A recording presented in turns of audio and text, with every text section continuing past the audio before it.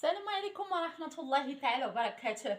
مرحبا بكم معايا من جديد في فيديو جديد بإذن الله. اللهم صل وسلم وبارك على سيدنا محمد وعلى آله وصحبه أجمعين.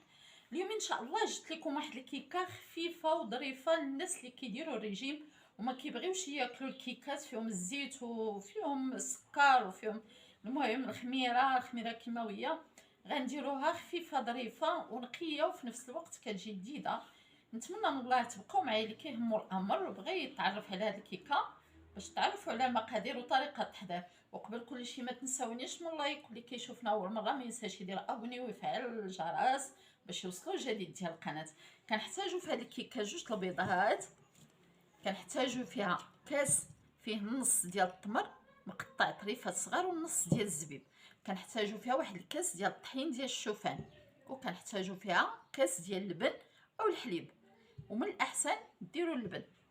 غادي نبداو بسم الله. غنديروا واحد شويه ديال الماء دافي، غنديروا فيه هاد التمر مع هاد مع الزبيب باش يرطب لينا، عاد باش نبداو نصاوبوا الكيك ديالنا. دابا غادي نبداو بسم الله. غنديروا البيض هو الاول،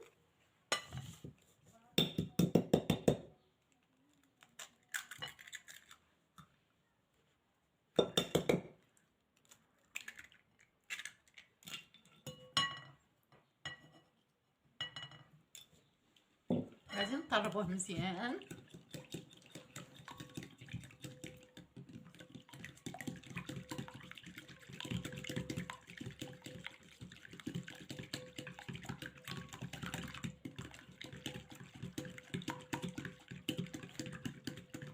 غنضيفوا داك اللبن شويه بشويه،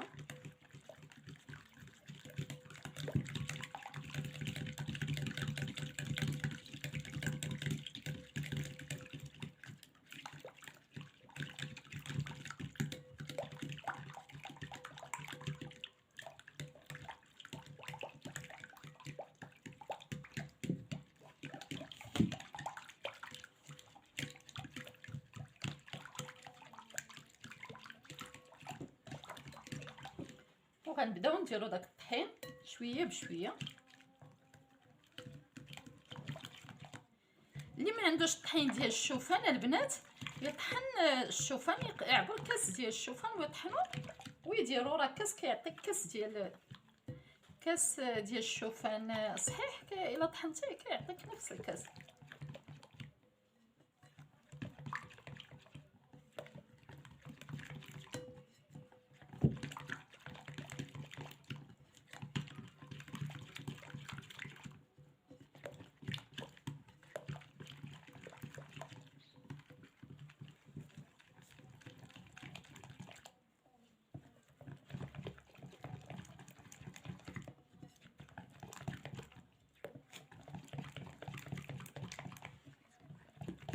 صافي كنطربوه مزيان.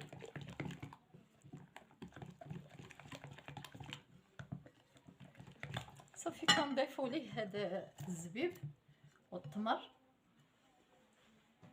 حلاوه طبيعيه. وها نتوما كتوجدوا كيكه وكتاكلوها البنات، واخا ما كتجيش منفوخه، ولكن المهم الناس اللي دايرين الريجيم وكيعشقوا كيكه راه كتجيهم زوينه ولذيذه.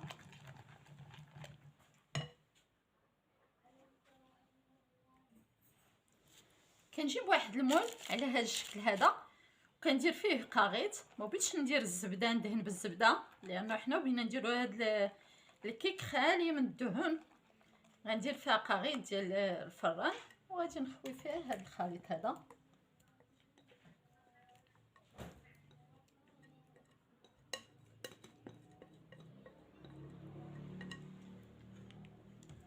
صافي وكنسرحوها في هذاك المول اللي بغينا ندخلوه الفران. كنشعل الفران وكندخلها ليه.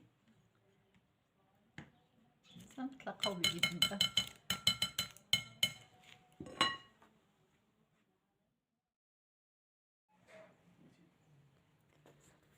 وهذه هي الكيكه ديالنا. هانتوما كتجي على هذا الشكل هذا. هانتوما غير هي ما كتجيش منفوخه، ولكن راه كتجي رائعه البنات. هانتوما غير جربوها، المهم راها صحيه وما فيهاش شي حاجه اللي غادي تضركم. نتمنى من الله تعجبكم وتجربوها، وخليو لي في كومونتير اللي عجبوكم بحال هاد الوصفات هادو نبدا نجيبهم لكم. والسلام عليكم ورحمه الله تعالى وبركاته. انت مزوق.